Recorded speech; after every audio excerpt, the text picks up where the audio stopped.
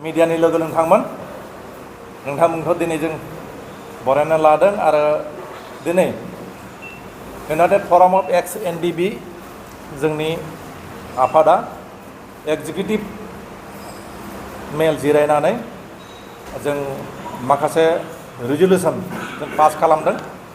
बेखौ नोंथांमोननि मिडियानि गेजेरजों जों रायजो राजाफोरनो आरो जोंनि मावथि सोद्रोमा बिथांमोननो जों फोरमायनो सानदों।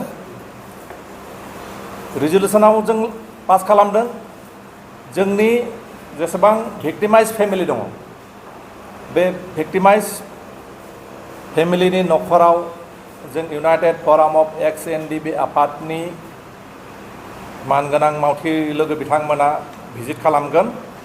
भिजिट खालामनानै बिथांमोननि हालोदफोरखौ जों मिथिनो लुबैगोन आरो आफादनिफ्राय जेसेबां हायो बिथांमोनखौ जों मदद हेफाजाब खालामनो नाजागोन। बेनि उनाव दङ जों एभ्रि डिस्ट्रिक्ट प्रत्येक जिल्लायाव जों मोनसे करि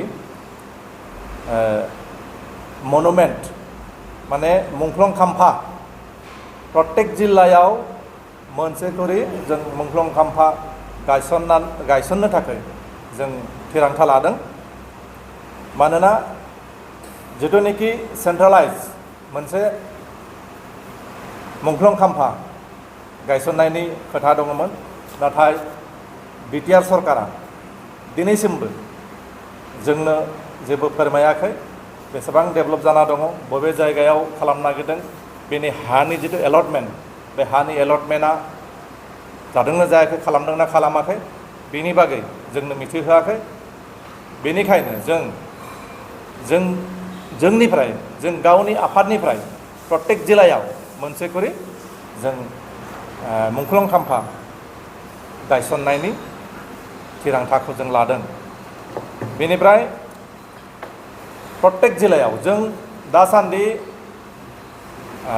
संकसनिफ्राय सदियासिम क'क्राझारनिफ्राय आप टु धेमाजिसिम डिस्ट्रिक्ट कमिटिफोरखौ जों दानानै लाखाबाय। दा डिस्ट्रिक्ट कमिटिफोरनि सिङाव आन्सलिक कमिटिफोरखौ दानायनि जों रिजलिउसन जों पास खालामदों। बे मोनसे जोंनि रिजलिउसन जों इउनिमासलि जों बेखौ लादों। बेनिफ्राय जोंनि आफादनि सेंग्राफ्रा जोंनि इउनाइटेड फराम अफ एक्स एनडिबिनिफ्राय सोद्रोमाफ्रा माखासे एसे पलिटिकेलि गुबुन पलिटिकेल पार्टिजों मटिभाइट जानानै माने गुबुननिफ्राय मटिभेसन मोननानै माने थांनो नागिरदों, गुबुन गुबुन पलिटिकेल पार्टियाव जइन जानो थाखाय हास्थायनायखौ बा गावसोरनि मतामतखौ प्रकाश खालामनाय बा फोरमायथिनायखौ जों मिथिनो मोनदों। बेनिखाय जोंनि आफादनिफ्राय जोंनि सोद्रोमाफोरखौ जों रिकुवेस्ट खालामगोन, जों हांख्रायगोन जाहाथे कुनु मोनसे पलिटिकेल पार्टियावनो बाहागो लाया, बेयाव थांनानै बै पलिटिकेल पार्टिनि सोद्रोमा हिसाबै जइन जाहैया। मानोना जोंनि थांखिया, जोंनि एम्स एन्ड अबजेक्टिभ, जोंनि आइडिय'लजि प्रिन्सिपला बिदि नङा। जों कुनु मोनसे पलिटिकेल पार्टिजों जों लोब्बा लाखिया आरो जों कुनु मोनसे आफादनि बा कुनु मोनसे पार्टिनि बा कुनु मोनसे हान्जानि बा कुनु मोनसे जातिनि धर्मनि कुनु मोनसे माबानि जों बेरेखा नङा आरो रावखौबो जों बुंनोबो थाङा। खिन्थु जोंनि सोद्रोमाफ्रा जाहाथे गुबुन राजखान्थि आफादाव थांनानै जइन जाहैया, बेनि थाखाय जोंनि सोद्रोमाफोरखौ नोंथांमोननि मिडियानि गेजेरजों गुरै खावलायनाय थाबाय। কিন্তু আৰু এটা কথা ক'ব বিচাৰিছোঁ যে আজিলৈকে আমাৰ যিসকল শ্বহীদ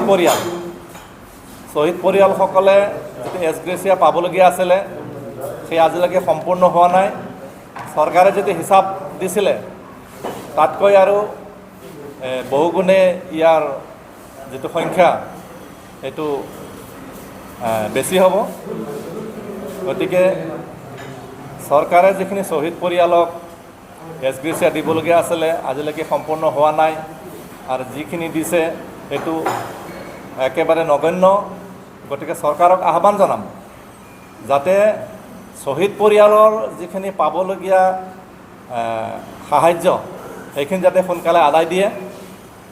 মই এটা কথাই BTC চৰকাৰক ক'বলৈ বিচাৰোঁ যে আপোনালোকে প্ৰমোদ বড়ো ডাঙৰীয়া, গোবিন্দ বসুমতাৰী ডাঙৰীয়া,